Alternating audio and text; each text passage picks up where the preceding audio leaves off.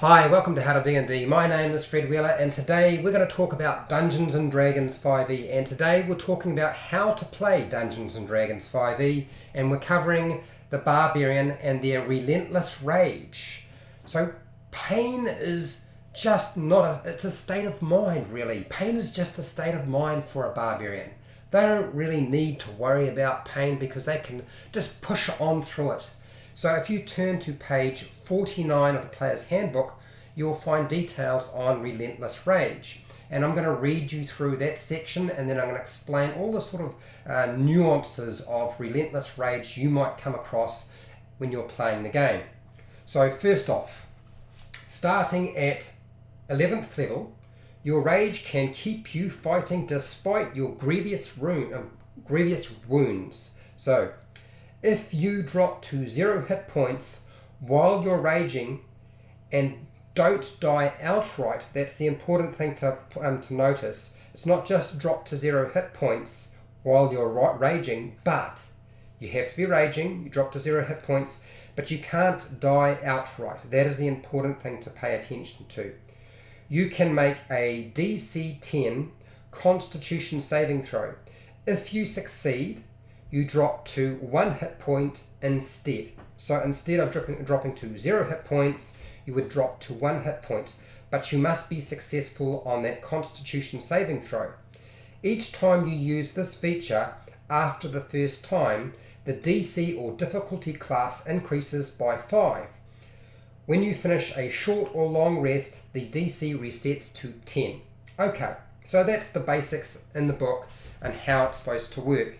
And there are a few things that I came across when I was researching Relentless Rage that I thought you might find useful, and we're going to discuss them right now. So first off, you can choose to use this feature. It's not automatic. That's one of the things to realize. You actually have to pick up a 20-sided dice, and you need to actually roll that dice, okay, and add your Constitution saving modifier, the Constitution saving modifier to the dice roll. Once you add those two numbers together, if it comes to 10, you're successful. And of course, as the book states, it gets more difficult the more times you attempt it, and you need to take a short or long rest to reset that to 10. So it's not automatic. You decide whether you do it or not. So you could choose to fail, or you could choose not to use your Relentless Rage if you wanted to. I don't know why you would, but you can. Relentless Rage and Relentless Endurance for the half-orc can both be used. Okay, they can both be used, and you can use them in any order you decide. It's completely up to you. You could use your Relentless Endurance first and then fall back on your Relentless Rage if you wanted to. It's totally up to you. Now, Relentless Endurance works a little bit differently to Relentless Rage, so just bear that in mind. Make sure you check that section first. So that's 2 chances to stay in the fight without the difficulty class of your Relentless Rage increasing. It's pretty good, particularly if you take the half-orc. The Barbarian does not fall prone when they drop to 0 hit points. So if you're going to be using Relentless Rage, your Barbarian does not fall over flat on their face or on their back or anything like that. Roll your Constitution saving throw. If you are successful, you're on 1 hit point.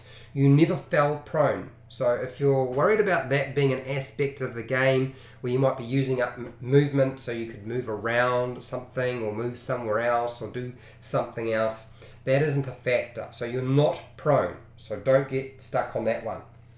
There are a few game mechanics that drop a character to 0 hit points, but they're not classified as instant death. And they can often be sort of viewed as, well, that's not dying outright, is it?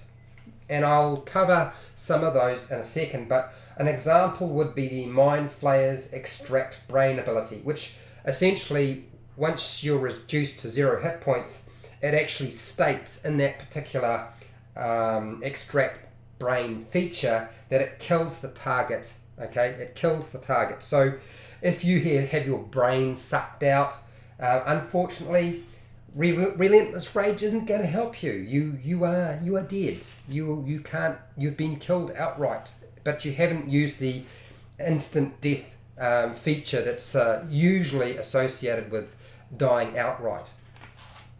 So that means the concept of being killed outright will not always be dependent on fulfilling the requirements of instant death. That's when you take damage that is equal to your maximum hit points, but it puts you into the negative below 0.